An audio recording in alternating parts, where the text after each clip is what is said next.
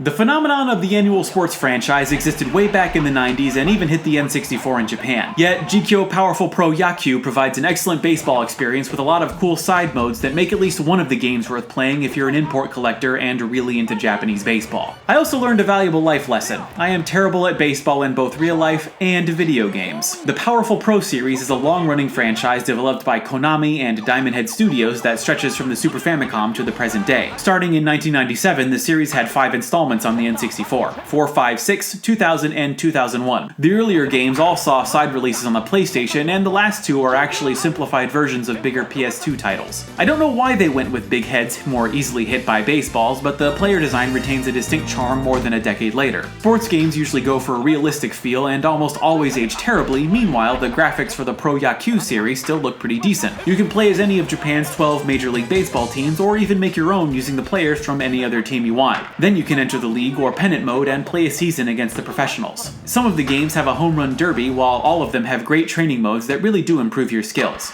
The baseball games themselves are really fun and definitely worth playing at least a couple times. Catching is the trickiest part of the game since the automatic switching between players happens really quickly. I usually moved in the opposite direction of where the ball was going because I simply didn't know which player I was controlling. Aside from the baseball games, there's Success Mode, which is a kind of story mode. You basically get to make your own baseball player and train him to join a professional team. You can actually make a player that's way better than most of the players already in the game. But this takes a lot of time and luck. That, and there's not a lot of baseball playing, actually just picking your training regime and reading a lot of text. If this sounds interesting, then I don't recommend the 2001 edition, which was labeled as basic because it doesn't have a success mode. By that time, Konami focused on the PS2 version of the game and couldn't release something similar on the relatively ancient N64. Pro Yakyu 2001 is almost the same as 2000, and that's something that plagues the whole series. I've been showing footage from all 5 games, and if you couldn't tell by now, they're all pretty much the same in both gameplay and graphics. The modes do change a little bit from game to game, like this pennant mode in number 4 that's a training montage and management simulator in between baseball games, but you can pretty much pick up any game and get the same experience as any of the others. I liked playing through each entry even if there wasn't any radical difference from one game to the next. I don't know a whole lot about Japanese Major League Baseball and honestly don't really care about baseball in general, so I probably don't appreciate the games as much as you could, but I was still entertained. The endearing character design and well-developed gameplay kept me going, and I think the series stands up pretty well today. But then there was that time in the success mode where I was experimented on by a mad scientist, and the other time I ended up in the hospital from exhaustion and kept from playing baseball for a month, so I think the games can get pretty dark.